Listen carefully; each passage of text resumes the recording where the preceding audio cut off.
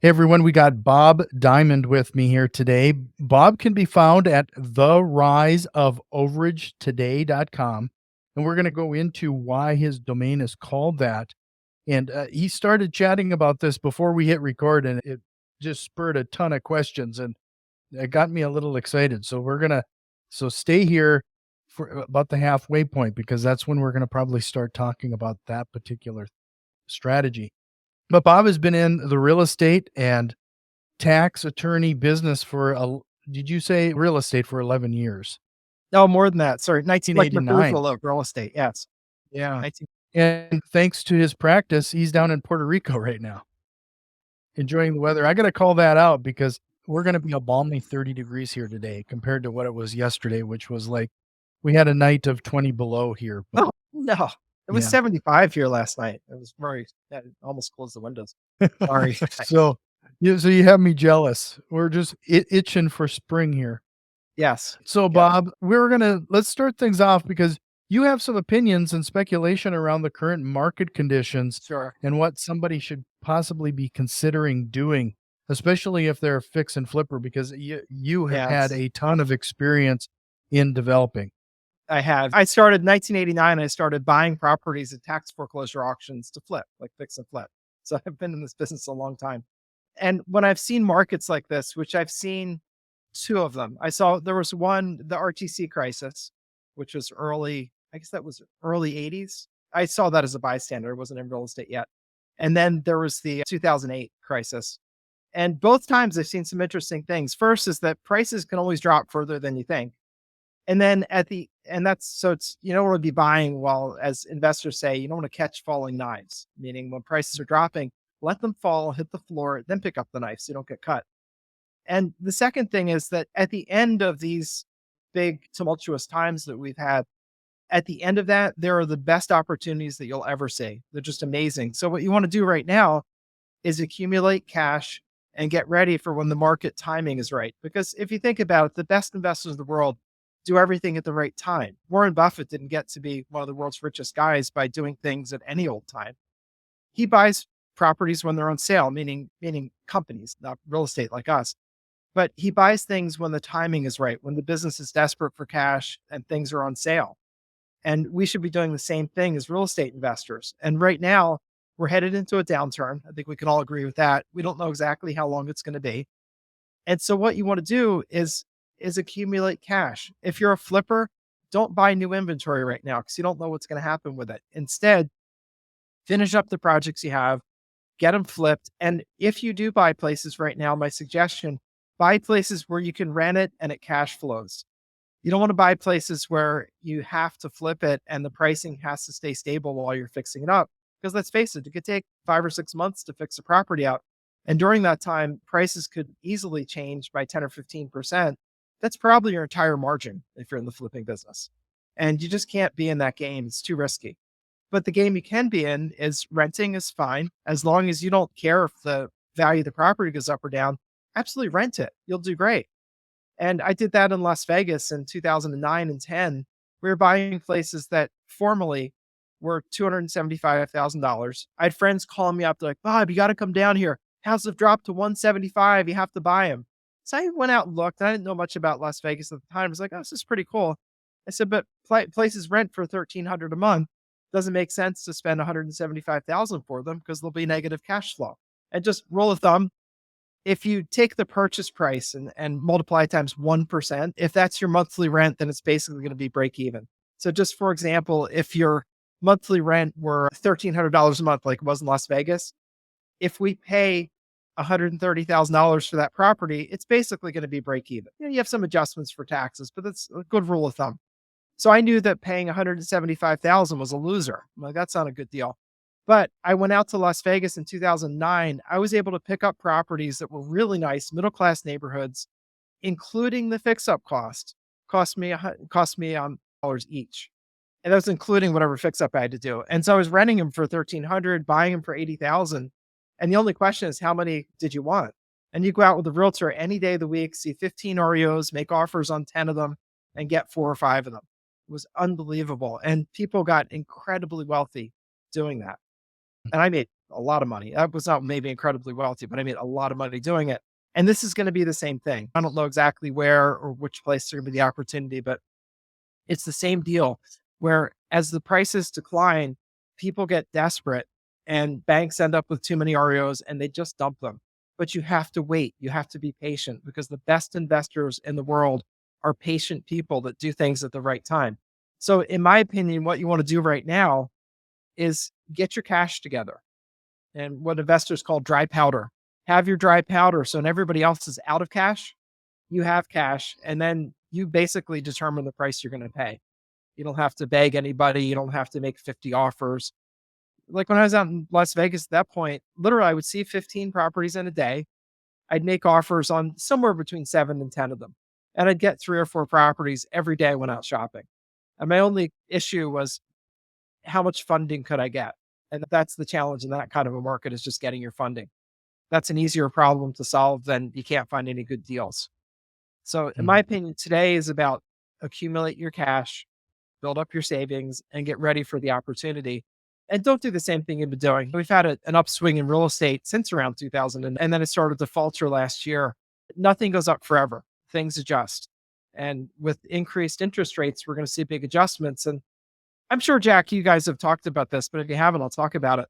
Most people in America buy based on payment plans. So if you're like selling a house, especially to a first or even a second time home buyer, they're going to a mortgage broker and they're saying, here's our income, here's our debt, here's what we have for a down payment. Yeah, how much can we afford to buy? And the mortgage broker says, if you have an adjustable rate mortgage, you do this. If you have a fixed rate mortgage, you do that. And they have a budget. And interest rates have more than doubled from last year. If we talk like January to January, more than doubled. And that is a huge impact on the amount of money people can borrow. It's not the same as it was. You can't borrow. It's probably a third less right now is what people can borrow, given the same payment and the same down payment. So that means that your average house in America, which right now is around $410,000, is not going to sell. It's not going to have the market that it had before. It's going to have to drop and it will drop. And markets always correct themselves. So just keep mind of those things that markets will drop. Nothing is forever and markets do go up and down. And just don't be buying in the downswing. It's not a good idea. Buy when it goes up. So that's Are that. there any triggers or signs that you are foretelling of people knowing when the bottom might be? Yeah, so you don't have to hit the actual bottom, and things in real estate turn slowly because it's not like stocks where it's a super efficient market. What you want to look at is days on market, and that's the MLS statistic, which is usually with the initials DOM for days on market. Rule of thumb, if it's 45 days average, it's a balanced market. So 45 days prices should be stable. If it and that means it takes 45 days from the time a property gets listed till the time it goes under contract. If it's 45 days, it's a balanced market. Prices shouldn't go up or down. If it's more than 45 days, like say it gets up to 60 or 70 days, it's very much a buyer's market and prices are going to be declining until that days of market heads back towards 45 days. If it's less than that, it's like a 7 or 8 days on market average. It's a super hot seller's market and prices will be increasing quickly. So that's the thermometer is not the right word for it, but that's the gauge that's going to tell you how fast and what direction a market is changing. Again, 45 days being stable, anything over that being a buyer's market, meaning over 45 days, anything under that being a seller's market. And the more it deviates from 45 days, the more of a seller's or buyer's market it is. So you want to look and watch that days of market statistic. That's your stat. The other one to look at is the differential between listing price versus selling price. In a in the 45-day market, meaning a balanced market, you're usually going to see about a 6% differential. So I'll just use it because it's an easy number to work with. If you had $100,000 house, $100,000 listing, if it sells for around 6% less than that, like 94,000, that's a balanced market. If you have a $100,000 listing and it's selling for 110,000, obviously you have a very strong seller's market and prices are going to go up.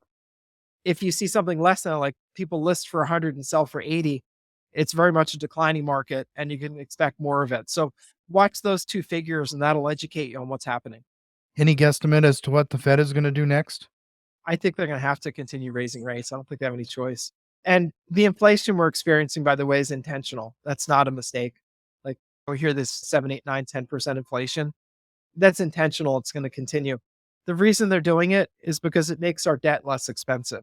Meaning, so we sell T-bills to create money in America. And when a T-bill is denominated in static dollars, like $100,000, for example.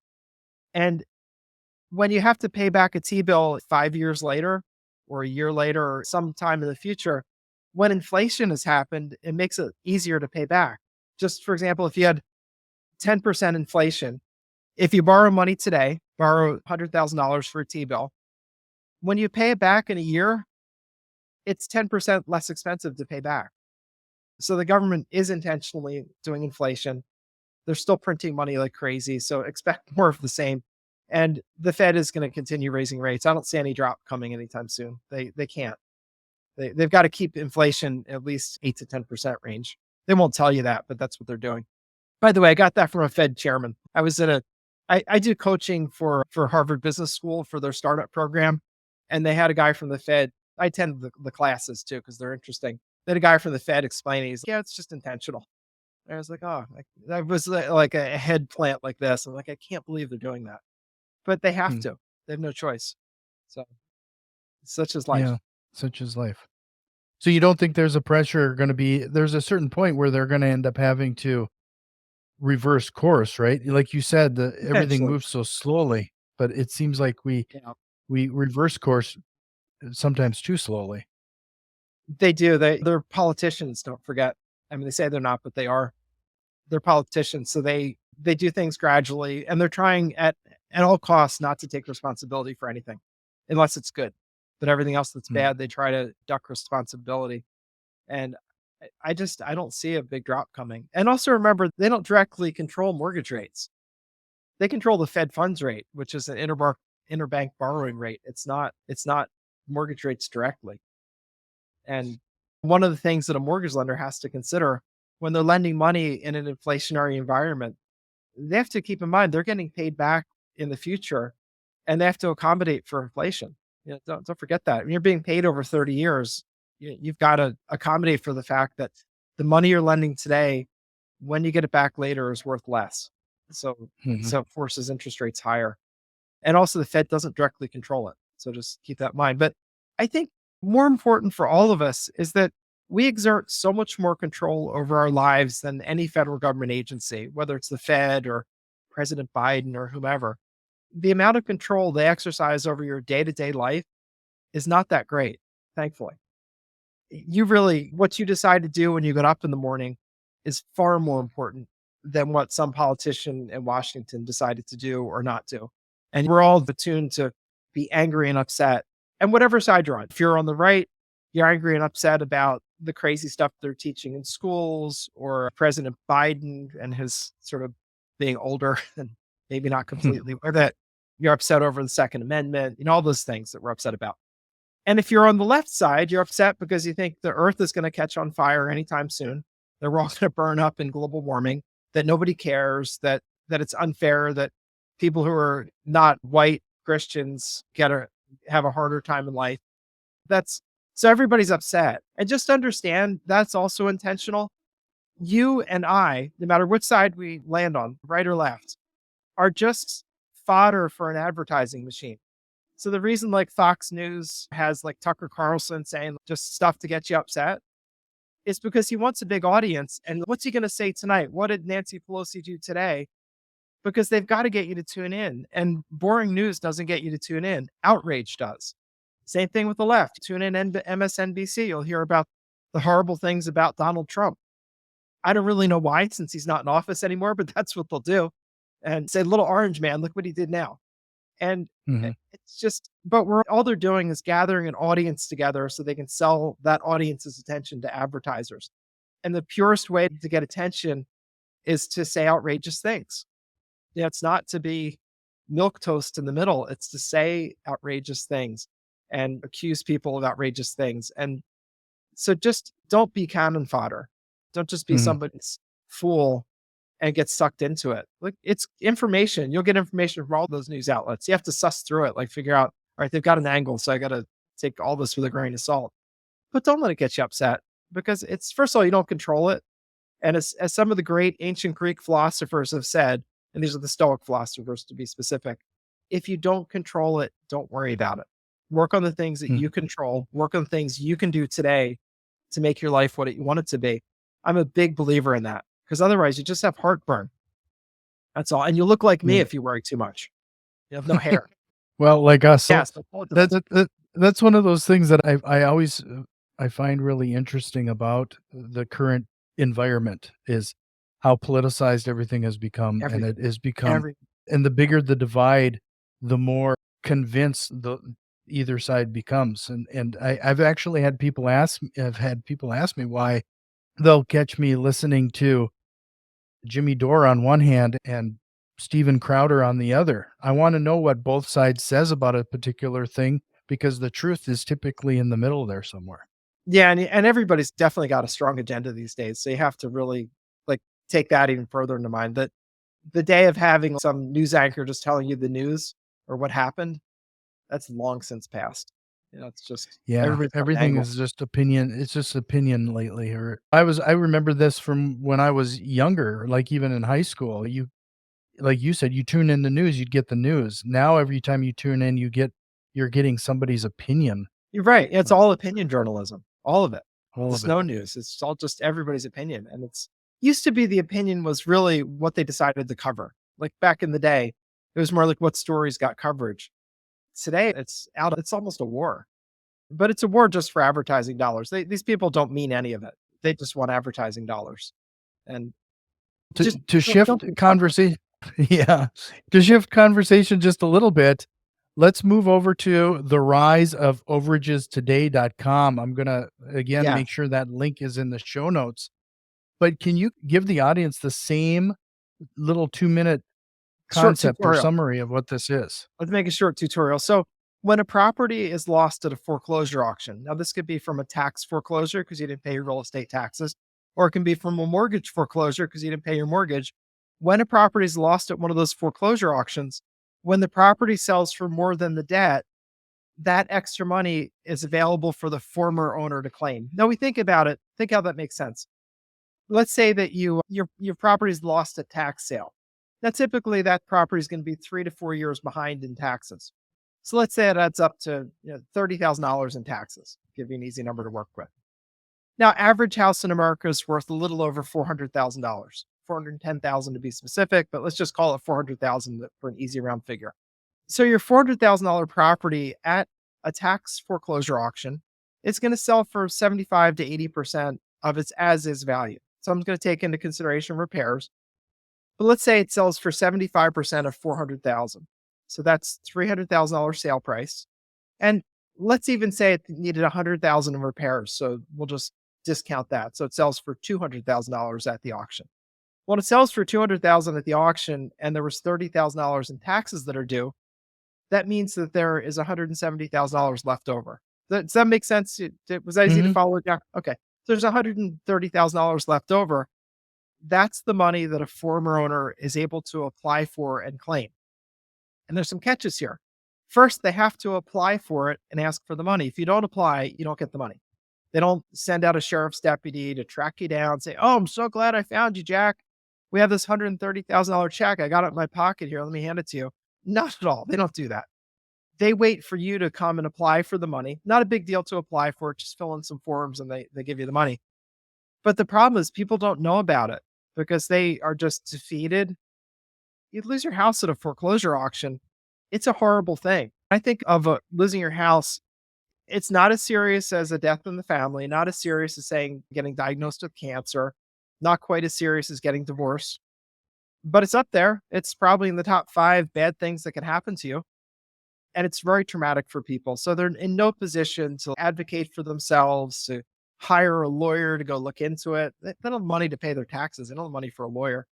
And so they basically just walk away defeated, trying to get an apartment that their bad credit can still get them into, trying to explain to the kids why they have to move, trying to downsize from a house to an apartment. Really tough, really hard emotionally. So these folks are not ready to advocate for themselves or to figure out the bureaucratic process. So the business that we do is we get the lists of people that are owed money. very easy public records list to get. We reach out to them on the phone, convince them this is a real idea, which is its own thing, but we convince them it's a real idea. And then on a contingent fee, we go out and get the money, meaning that there's no cost or charge unless we're successful. Then we take a success fee, which is a percentage of what we get, typically 30 to 40% of what we recover.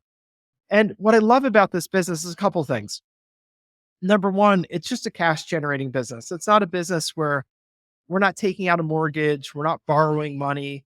I also know exactly how much money I'm going to make at the end of every deal because I know how big the overage is. And your run of the mill overage, well, I can tell you our average overage deal is $52,000. So on average, we're recovering $52,000 per people. Usually we have costs of $2,000 per deal for round figures. Often it's less than that, but about 2,000. So at least 50,000 left to divide. We're usually taking about 20,000 for our fee, and the ex homeowner gets 30,000 that they never knew about, would never have gotten without us. We're basically like Santa Claus and a blessing coming in the same night.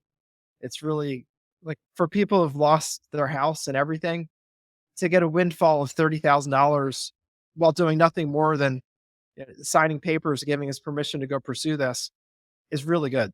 And I think the person that this is good for is someone who really has it in their heart to help people. Like one of my favorite parts about the business is I'm taking these people who've lost so much, they've just been hammered by whatever caused their financial shortfall that meant they couldn't pay their taxes or their mortgage. These are people that really need our help. They're like just down and out. I really like helping them. That's a big deal to me. And I think the person that this business is right for also feels that way. We're like, yeah, I'd love to really help people in a significant way. And also you want to make a lot of money because it is a profitable business and we run it that way. We run it like a business. But I think the person who's perfect for this is someone who wants to make money and also who really wants to help people. And I think that's the profile of a successful overages recovery specialist, which is what we call ourselves. Okay. Yeah, wherever there's a place that like really helps somebody, there's also opportunity there. So you mentioned before what some of the common questions would be like, where does a person get this type of list? Yes, that's number one. And I don't know if you have this capability. I'll ask you, do you have the capability of pulling up a computer screen and looking at it? Yeah. So just do that and I'll show you one. Okay. If you can do that. I'll walk you through it. And anybody Oh, on this, you want me to share my screen? can you? No, I can't do that bit. Oh, can I do it? Can I do it? And go out on No, a you wouldn't be able to do it. I can't do Well, it. here, give me 1 second. Maybe I can. We'll edit this piece out. So give me 1 second. Where do what's the URL? Just do a search because this will be the most impactful for people to see. Just type in DeKalb, DEKALB, which is a county in Georgia. I'm gonna share my screen here. See. I'll walk you through it. It's really cool. You'll love this. I promise. And so will your listeners. Okay. We have right here. I still see you, but are you seeing your screen or they can be recorded? No, it wants me to restart my browser at the moment. So Oh. we'll have to, I'll do my best to insert. Can I do it? You could try. You have to hit the, do you have a share option at the bottom of your screen? Yeah, I did. Let me see choose what to share. Okay, I've got to allow you to record something, which I can happy to do. This is worth it. I promise you. You will like it. That'll tell you. What? Yeah, it says you want to quit. So I'll do the later. You can't see my screen either. Can do it on your phone and you can insert it later. Because then I'll insert it. I'll insert it later. Okay. So what do I do? I want you to do this search, and anybody on here can do this search equally. So it'll be very cool. Type in DeKalb, which is spelled DEKALB, county, excess funds in Google. I'm going to do it on my iPad here. It's next to me too. So make sure I'm ready. I got excess funds, DeKalb tax commissioner. You got it. So click on that. Yes, sir. Excess funds list. It's really just published out here like this? Yes. Isn't it surprising? And I thought you'd have your own reaction. I wanted to give you the freedom to have that. Wow, some of the amounts are in, like there's one that's $146,000, $183,000. Yes, sir. That's the current list. For this particular county. Yeah, it's one county in Georgia. It's part of Atlanta, so it's a big county, but still. Sure. Okay. And you'll also notice in that search, it would have brought up a couple of other counties as well. Like it's smart enough to know there are other counties. So do they have to publish them like this? Yes. This is millions of dollars that's sitting out there. If they didn't publish them, they just steal it because you need that like Well, visibility that's and essentially transparency. what they're doing now. Yeah, but they're smoother about it. At least you got a shot if you could look it up. And the problem for most people, they have no idea that there is even any list, or that if you lost your house at a tax sale or a mortgage foreclosure sale, there could be any extra money. So people don't ever even look for it unless they're educated, like I'm educating you guys. The list is just sitting there. So basically, you get this list, and I forget how many pages that list is. It's a couple of pages long, and Yeah, it's so 5 pages. 5 pages, couple $1 million on there. And if you look, Oh, you'll yeah, see a bunch at of least. six-figure ones just to start with. Um, Yeah, at least. There's one and on here, 304,000. there you go. Hey, can you imagine? Just imagine. So we see this profit opportunity, right? That's really exciting. But think about that person that say is going to get $200,000 because you picked up the phone and called them, worked through certainly they're going to be skeptical. That's okay. That's normal. But you work through that skepticism and they say, all right, I'll try it. I don't have anything to lose. Why not try it? And you get them a check for $200,000. Can you imagine how much their life is going to be changed? Yeah, I this is just shocking, actually. I don't know how else to put it. Like, Yeah, so, you're gonna have to do a skip trace. They're no longer at this correct. location, right? So you gotta track them. You'd have to track these people down. You got to get their phone numbers. And it sounds like you're familiar with skip tracing. These days, it's pretty easy to find people. If we're talking 10 years ago, it would have been a big deal. But these days, put them in one of the skip tracing products. Been verified is a good, cheap, easily available one. TLO is the Ferrari of skip tracing. If you get that one, LexisNexis makes an amazing product. They're just you could. What do you use for skip tracing? Let me put it that way. Do you have Yeah, a plug? I've used pretty much all of the ones you just said. Yeah. It's pretty easy to get in touch with people these days. And then you do have to work through the skepticism for sure. They're not going to be like, oh, Jack, I'm so glad you called me. She was waiting for your call. They won't believe you at first, but you just have to work through that. That's all. Understand it and don't fight with it. Just understand it's about building some rapport with them and just getting to the point where they'll try it. This is not about, Jack, I know we can definitely do this. You'd be like, look, there's no risk to you. We'll do the work. We'll put up any money involved. We'll do everything. And if we're successful, you'll get a windfall. If we're not, it won't cost you anything. That's So essentially they're the ones who receive the funds, right? Like, no, actually, it'll come to you. We structure it so the checks will come to you. You put them in your business account and then obviously give them their portion. Do not run off with their money. Otherwise, you should go to jail. But yeah. you won't. No, I was Probably. just trying to wonder how that transaction worked because The money's sent to you and then you deposit in your business account and obviously just give them their portion. sure. Um, Okay. So that does bring it. So have you found a better way? Do you just call these guys? You're probably the going to get them on the calling phone is and the just best way. say, "This is completely out of the blue," but this, and then try to Here's my educate them. opening. If I were calling you, I'd say, Jack, I'm so glad I got a hold of you. I've been trying to find you. There's a really significant refund that you're owed, and I'm calling you to talk to you about it. I'm so glad I finally got a hold of you. Because let's face it, I've skip traced you. I've been calling all the different numbers on there. I finally get you. I'm happy and I express that. It's not a formal thing. Hello, is this Mr. Jack Haas? This is Robert Diamond from, yeah, you'll think Yeah, I'm a bill collector and you'll run away. And if you're a poor soul that lost your house at tax sale, you're familiar with bill collectors. So right. you want like that happy voice where I truly am happy to talk to them, by the way. It's not just a, And stuff going on right now. It would have to be hard to convince people to so, listen to you. so yes. So what do we do?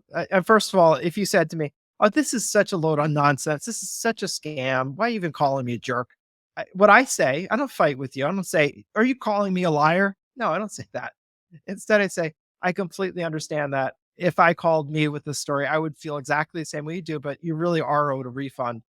And if you give me a couple minutes, I'll explain to you what we do and how it works. And there's absolutely no risk to you. So just give me a couple minutes. And if you still don't want to do it, it's fine, but just give me just a couple minutes. It could be the difference between you having $200,000 and not. So let's just spend just a couple minutes together. And what I'm doing is I'm just trying to get your defenses down enough to not just be trying to get me off the phone because I've got to get past that. If you just punted me, let's say you're like, this is such nonsense, click. What I'm going to do then is send you a handwritten note. Say, dear Jack, we spoke very briefly the other day. I understand why you cut off the call because this doesn't sound like it could possibly be real, but it is. I wanted to give you my name and contact information. Feel free to call me, but I'm also going to try and give you a call next week. I'll try you again on Thursday night. Hopefully I'll get you. If you can just give me a couple minutes, I'll explain why I'm calling. And that's it. Just a handwritten note in an invitation style envelope. The reason that works is because none of those like swindlers that call all of us, let's face it, I always get, for some reason, everyone wants to sell me a car warranty. I don't know why, but Mhm. they do. So I get all these calls where it's, this is your auto warranty company. I'm like, dude, it's not my auto warranty company. Because if it were, I have two cars. I have a Honda and a Porsche. And if you were Honda of America calling about my Odyssey minivan, you would say, hello, this is Honda of America. And I'd be like, oh, hello, how can I help you? Or this is Porsche of North America. That's what you'd be saying. You would not be saying, this is your auto warranty company. It is Mhm. not. So we have to not fight with people, just be kind to people. And it typically takes us 6 or 7 touches before we can even really get the opportunity to make the pitch. What I mean by touch, a touch could be that first phone call where they're like, no, this is not true. A note that we send them, a follow-up phone call, maybe it goes to voicemail. So you leave a voice, say, hey, it's Bob Diamond, just trying to call you. I sent you a note last week. Hopefully you got it. I'll try you again. Just, and it's typically 6 or 7 touches when they're finally let their defenses down enough just for us to talk to them about what we're looking to do with them. And let's face it, some will, some won't. Don't let it, no one deal is going to make your entire business. No one deal is going to destroy it. The success route in this business is just call people, talk to them, treat them like humans, be nice to them, and understand they're where they are for good reason. If they're feeling down and out, if I lost my house at tax sale, I probably would too. But I'd also Mhm. desperately want that money. Like when you're thinking about someone who lost their house at tax sale, or for that matter, mortgage foreclosure sale, money is the shortage in their life. When I think about money having various amounts of usefulness depending on how much of it you have. If you're a homeless guy on the street, $100 is great. It really makes a big difference. You get to eat, maybe get a shower somewhere. It's super. If you're like a middle class American that has making between you and your wife 120,000 a year, you have a little bit of money in the bank, you can pay your bills. If I gave you $1,000, it's not really a big deal, right?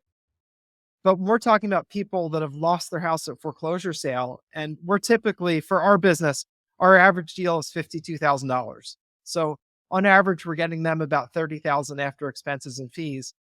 For someone who lost their house at tax sale, getting a $30,000 windfall is really meaningful, which is putting it Yeah. mildly, really meaningful. So they have that, Well, it's kind of pulling them towards doing it with you, and the fear is pushing them. So you got these two opposing forces, the pull of I need the money, the push of, oh, this is a scam, and it's back and forth. So what you got to do is just be nice to them and just add a little weight to the side of trust. And I need the money. And so if people go to your website, and again, to remind everybody, go to the rise of overagestoday.com. I'll make sure to have that link in the show notes. If they go to this site, is that where they can maybe get more information and maybe yeah, even they learn can. from you? Do you I, provide I some did, sort of coaching or? we did, I did an hour and a half basically presentation that really takes you through the business, like the kind of details we're talking about today. But in an hour and a half, I can do more details. Tell me how it works, where it works. Believe it or not, there's 3 states that don't give the money back. And I'll share those with you because I know that they're like, Sure. oh, the thieving states are Colorado, Michigan. I'm not sorry, Michigan has changed. Colorado, New York, and Illinois do not give the money back. They just Hmm. steal it. They sell your house and keep the change, I should say. So they're the thieves. The other states all will give back money. Of course, some states are better than others, but all the rest of them, you can get a refund of the excess funds. I do think it's comical that it's sad and terrible that Colorado, New York, and Illinois feel that it's okay to sell somebody's house and keep the money. But I think that's going to get fixed this year. There's a case that's actually from South Dakota, from your place, where they're the bottom line to it is they should be overturning all of those, the ability of all of those states to keep the money over and above the taxes and penalties. They'll still be able to keep the taxes and penalties. Fair enough. Fair enough on that. But they won't be able to just keep all the money from the sale no matter what it's sold for. And that's really good news. The Supreme Court, it's in this term, so it'll be decided this year. And I don't see any way that it's going to go any other way because it's not fair. There was a case in Michigan, which the law got overturned a year and a half ago. There was some veteran who was from the Korean War. The guy lost his house over $1.97. That's $1.97 in unpaid taxes on his free and clear house because the poor old guy just calculated the interest incorrectly. And nobody from the county called up and said, "Hey, John, you didn't quite pay enough. Could you come down with $2 and we'll take care of the rest of those taxes?" They didn't do that. Instead, they sold his house and kept all the money. And thankfully, some smart lawyers took that case up, went to the Michigan Supreme Court. The Michigan Supreme Court said, "This isn't fair. The guy lost his house over $1.97 in taxes, and his house sold for about 100,000, and he kept all the money." And so they overturned that. And I think this US Supreme Court should follow the same way, because this is Mhm. just egregious behavior. It's Yeah. okay. Is there any state that is proactive about this? Now, the most proactive you get is in a couple states like Connecticut and Florida. They'll send someone a letter about a month and a half after the sale that it's very thick in legalese, but it basically says your house was sold at a tax sale. If you want further information, here's our office. It takes them 3 Mhm. pages to do that. Unfortunately, it doesn't say, "Hey, Jack, so sorry your house was sold at tax sale. We have $200,000 here at the office for you. Could please stop by, bring an ID, and we'll get you a check." They don't do that because they're government agencies. So why would they do something like that? And the ugly truth of it is, if you don't claim the money, they keep it. And there's a, you'll love this. So, Jack, we'll do an English test. And it's been a while, but let's do an English test. So it's about root words. So in law, and I'm a lawyer, but I'm a lawyer since 1995. So in law, we look at words, especially the root of a word, to see if we can know more about its meaning. So this is the word. See if you can pick out the root word for this money getting forfeited. The word is escheat. Can you tell me That's the root? cheat. What's cheat? What do you think the root word to escheat is? I don't even have a guess. Cheat is the root word. Escheat. Sorry to put you in an English test, but You had me so perplexed. I don't know what are we going where are we it's going here? all in good humor. Nobody get mad. So the root word to escheat is cheat. And is cheating is the process by which the government seizes the money and won't give it back. So if you don't ask for your money in time, usually 3 years, by the way. So if you don't ask for your money in 3 years, they just figure you've abandoned it and they keep it. And you could be like in a coma, wake up at 3 years in a day and say, "I've been in a coma. Could I have my money?" "Oh, sorry. Yesterday was the deadline. You're done." It's really Mm. bad. It's only governments can do these kinds of things. So So this whole thing, I'm gonna show how much of a nerd I am, but you've probably seen the movie or read the book, Hitchhiker's Guide to the Galaxy. yeah, absolutely. Yes. Yeah, where he's Harvey Dent is laying in front of his house before the bulldozers come, and commissioners are standing there saying, "We had it on file for you to come and review for the past 3 years," without ever telling him or notifying him, but it was there. It almost seems like that, kind of a It it's is. very underhanded. I don't know how else to put it. This is really In sad. Michigan, they argued when the tax people argued against giving people the money back, they're like, "We need this money for schools and for the children. Do you hate the children?" And it's just such bad argument. It's not fair to somebody who's at such a financial low point in their life that they're losing their house. You do not need to take all of that person's equity in their house to balance your budget. And it's just like you're balancing on the back of the poorest and the poor, the people in the hardest position, which I love getting this money back from the government, because it's like, it's just a little sweet bit of revenge for all the times they boss us around, all the times they take our money, and I make them give the money back. It's the best thing ever. And you can too. You don't have to be a lawyer. I'm a lawyer. I've covered all the legality stuff on in the course we put out. But I just love the fact that an ordinary person armed with a little knowledge can fill in the form and make them give the money back. And it's, by the way, this isn't like a belligerent fight.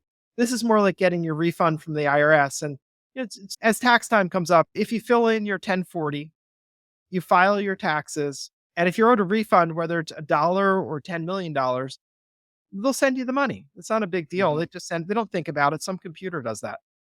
And these days they even direct deposit into your account. So it's not a big deal. This is the same thing, but if you didn't file your taxes and you didn't apply, meaning fill in your 1040 and sign it and send it in, they will give you the money back. And this is the same thing. They will give you the money back if you apply. If you don't, they will keep it. And IRS Mm, deadline, by the way, is 3 years also. If you don't file your taxes within 3 years, you can't get a refund. mm. And the counties are more or less doing the same thing, although it does vary by state. There are a couple of odd states where it's very short. For example, in Maine, it's a year. In Alaska, it's 6 months. A couple of states, it's forever. Hawaii and Delaware, it's forever. So on average, do you know, you probably know the statistics, how much of this goes unclaimed every year? Almost all of it. The stat I can get is from the National Association of Unclaimed Property Administrators. It's called NALPA, which is it's like a trade group of people in states that deal with unclaimed monies. And they said an average year, about 6% of the money is claimed and the rest of it isn't. So 6 out of I 100. Another question that comes up, this is as like the first time I've had this podcast now for 5 years, and this is the first I've heard of this. And it's just really shocking that So don't feel badly, by the way. So I've been an attorney, real estate attorney, since 1995. So it's been a long time. I didn't find out about overages until 2005. And just to make matters worse, before I was a real estate attorney, I was a real estate investor full time. So I was buying places at tax sale and then mortgage foreclosure auctions. I had no idea there was any such thing as an overage because I would go to the auction, I would bid. Hopefully, I got a property. I'd be all excited. Sometimes I didn't.